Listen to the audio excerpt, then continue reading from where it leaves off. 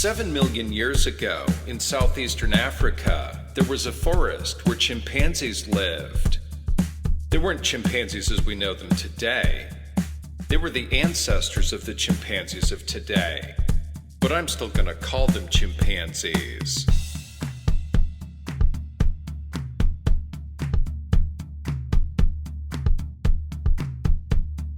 Chimpanzees, like all other primates, have two important traits.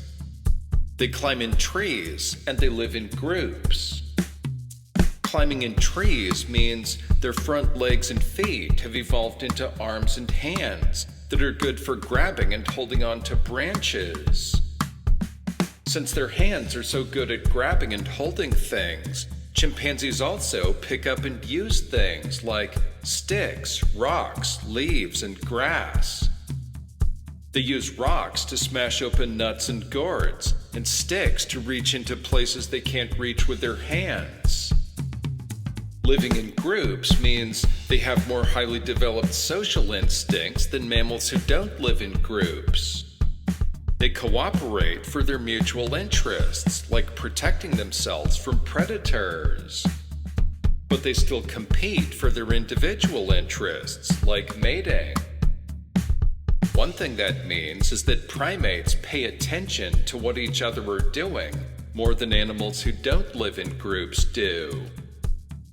Another is that they communicate more information with each other, with things like sounds and body language.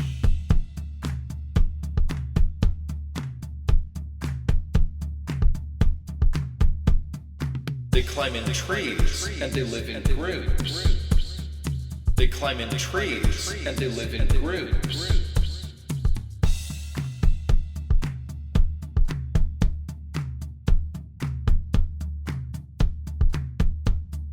At the edge of the forest, the trees thinned out. Beyond that was grassland. Then a drought caused a food shortage in the forest. The chimpanzees got hungry. Some of them walked out into the grassland looking for food. They found food there, but they were at a disadvantage to the other animals that lived there.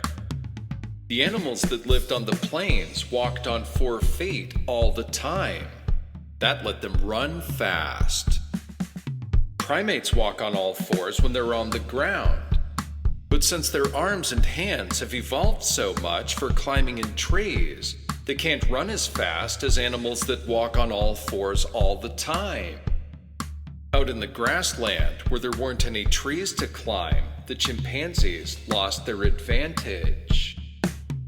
But something new started happening. Chimpanzees can stand on their hind legs. Standing on their hind legs let them see over the top of the grass. That let them see the lions and the other predators approaching. That helped them escape, because instead of running faster, they ran sooner. Some chimpanzees stood on their hind legs more often than the others. That let them see the predators coming more often. That gave them a higher survival rate. Eventually, all the chimpanzees stood on their hind legs all the time, because all the rest of them got eaten.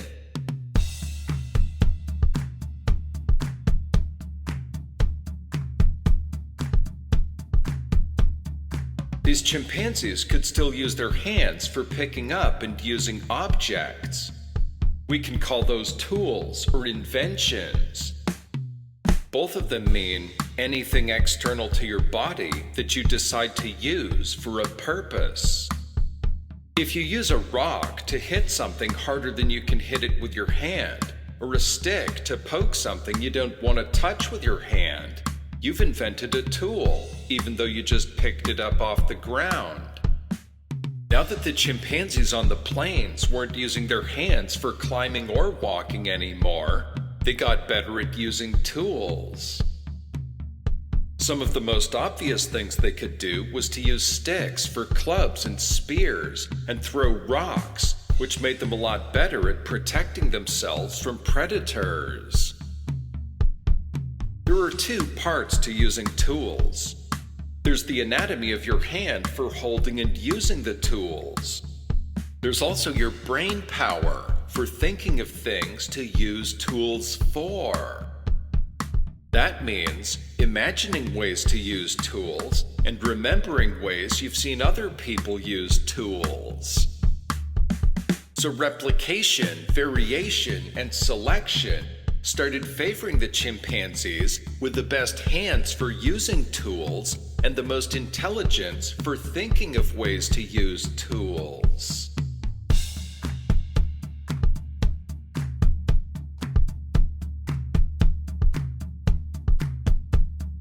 There were two parts to selection.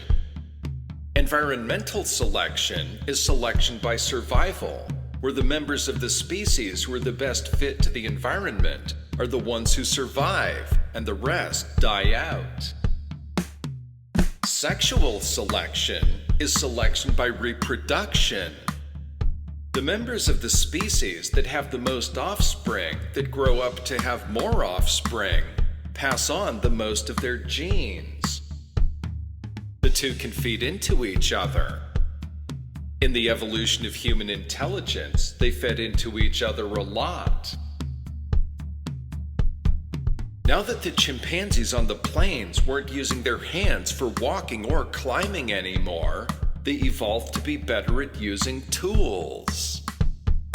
Among animals, the members of the species who are the best at surviving are the healthiest ones.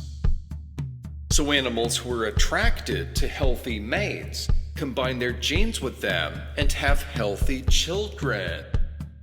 Just like with every other trait, that's a product of evolution. Animals have genes for being attracted to healthy mates because the ones who had genes for being attracted to unhealthy mates had unhealthy children who died out. So when a new characteristic, like intelligence, helps the members of a species survive, it makes the ones with the most of it healthier than the other members of the species, and soon that makes them some of the most attractive mates. The chimpanzees who were able to use their hands and their brains to use tools the best were able to do the most things for themselves. Tools help them fight off predators the most, and also help them get the most to eat, win fights against other chimpanzees, and intimidate or show off to other chimpanzees. All those things that helped them survive made them some of the healthiest members of the species. Now, when all the chimps tried to mate with the healthiest members of the opposite sex, the ones who were the best at using tools had the most children.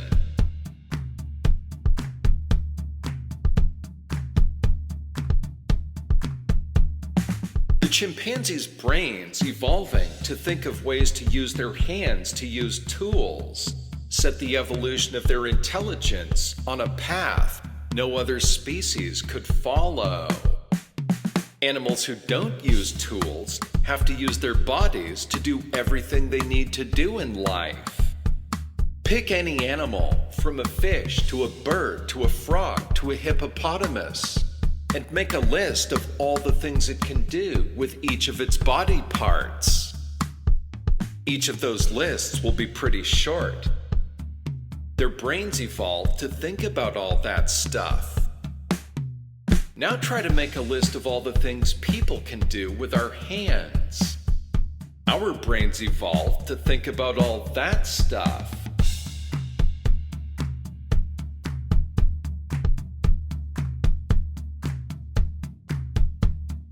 In one sense, tools are additions to our bodies. They let us do things we can't do with our bodies. In another sense, they're extensions of our bodies. They increase our abilities to do things we can do with our bodies. Any physical action you can imagine taking with a tool begins with a physical action you can imagine taking with your body.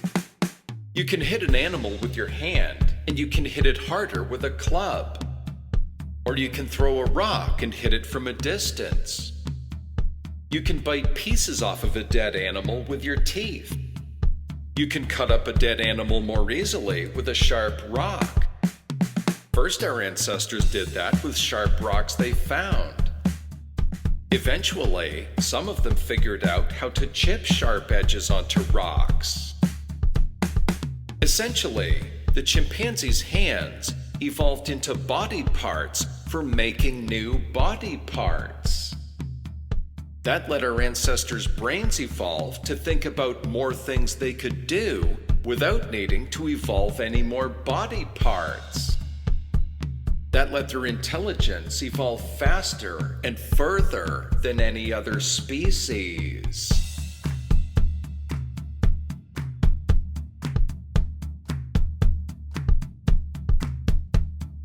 The chimpanzee's hands evolved into body parts for making new body parts. That let their intelligence evolve faster and further than any other species.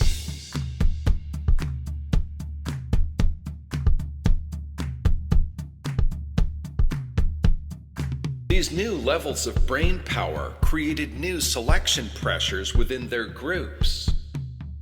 Now that new levels of tool-using intelligence were giving the chimpanzees new advantages and giving some of them more advantages than others, two other forms of intelligence started giving them advantages also. One was intelligence for thinking about what other chimpanzees were thinking about. All animal species have instincts for interacting with other members of the species, because at the very least they need to interact with other members in order to mate and to compete for mates. Primates live in groups where they cooperate for their mutual interests and compete for their individual interests. A group of chimpanzees can work together to fight off predators, but each female can only get pregnant by one male at a time. Or if a group of chimpanzees finds some food, but it isn't enough for all of them to eat as much as they want, how do they divide it up? Chimpanzee groups today are full of political and romantic intrigue, as chimps try to outsmart each other on some things while cooperating on other things.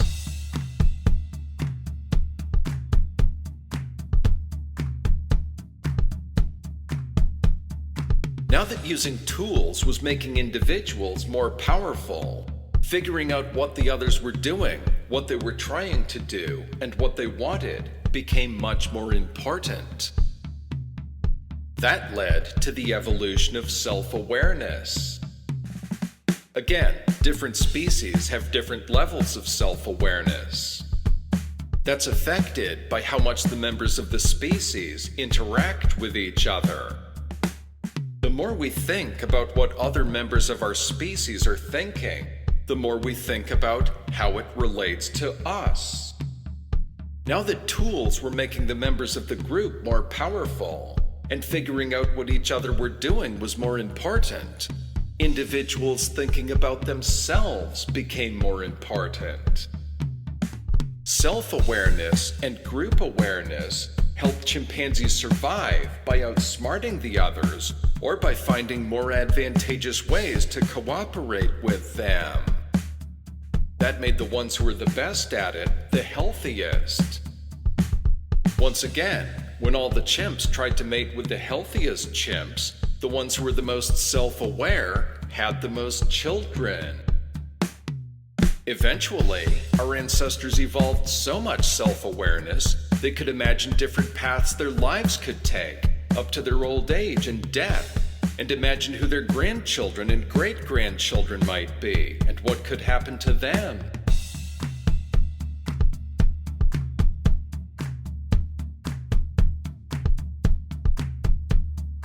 Our ancestors evolved so much self-awareness they could imagine different paths their lives could take and imagine who their grandchildren and great-grandchildren might be and what could happen to them.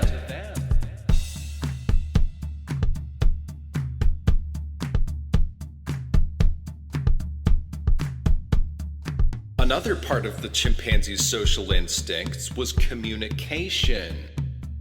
All mammals make sounds with their mouths to communicate. If you own a dog, you might have noticed that it makes different sounds when it's hungry, when it wants to go out, or when it hears someone approaching.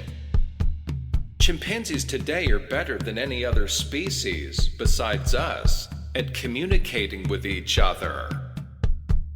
In a group of chimpanzees who were using tools and who were thinking about each other and themselves, another way to keep track of what's happening in the group and to find more and better uses for tools is to pass information around. The simplest words are nouns because they refer to objects that two individuals can look at. If someone points to a rock and makes a sound with their mouth, and points to a stick and makes a different sound with their mouth, and when you make one of those sounds with your mouth, the other person points to the thing you're talking about, the two of you are communicating. Communication helped chimpanzees survive by helping them gather more information to use in their decisions. Once again, the ones who were the best at it were among the healthiest members of the species. So once again, when all the chimps tried to mate with the healthiest chimps, the ones who were the best at using words had the most children.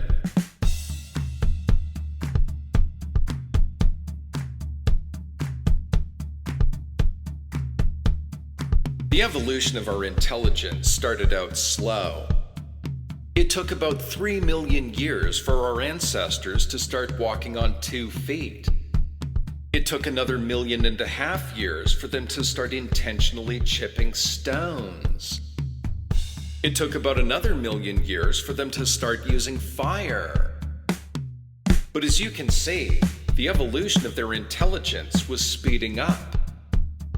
These landmark events keep getting closer together. Our ancestors were evolving 3 forms of intelligence at the same time, and every generation, the most intelligent ones had the most children. Then, about 80,000 years ago, the evolution of intelligence really took off. We can infer that the evolution of tool use, self-awareness, and language came together to create a new level of abstract thinking. That's when our ancestors' campsites start showing remnants of much more complicated creations, like multi-piece tools, specialized tools, sewn clothing, and artwork that's comparable to artwork today. At that time, our ancestors started making much bigger decisions in the things they made. That means they were using a lot more information.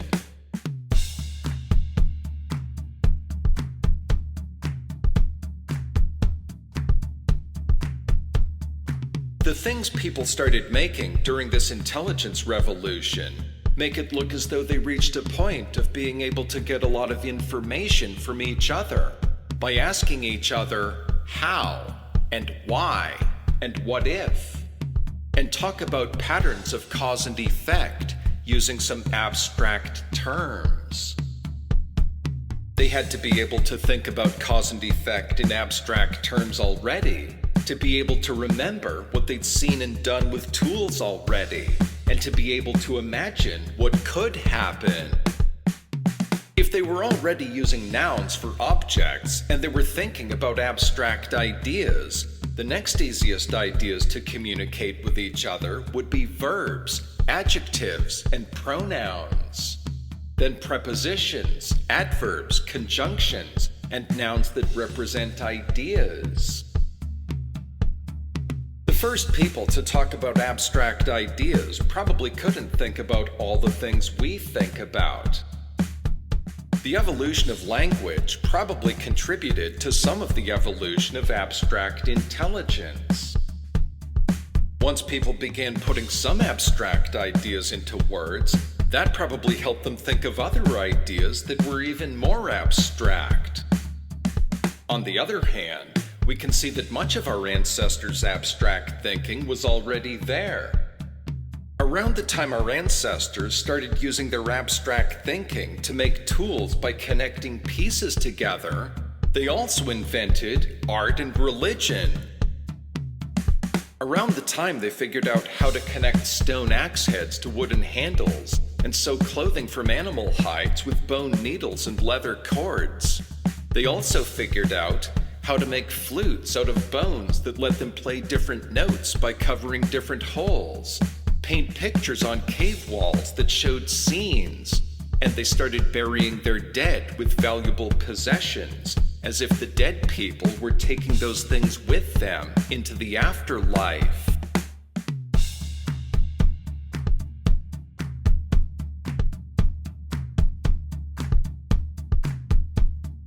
Our ancestors started making much bigger decisions in the things they made. They were using a lot more information.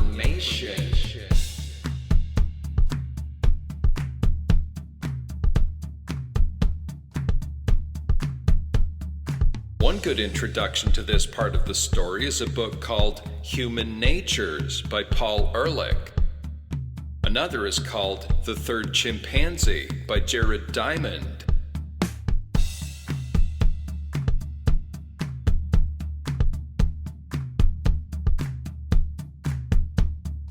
This intelligence revolution took about 30,000 years. That brings us up to 50,000 years ago. At that point, our ancestors were behaviorally modern humans, meaning people like us.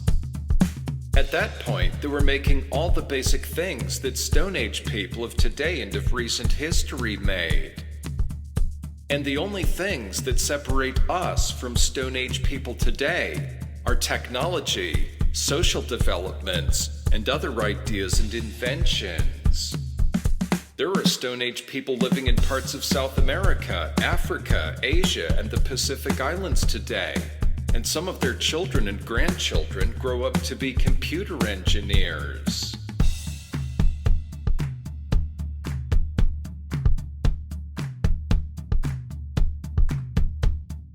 However it happened exactly, the intelligence revolution involved many different inventions for many different purposes. It shows purposeful creativity combined with abstract thinking. Those show a big increase in information processing, and that points to a big increase in communication. That's where human psychology begins.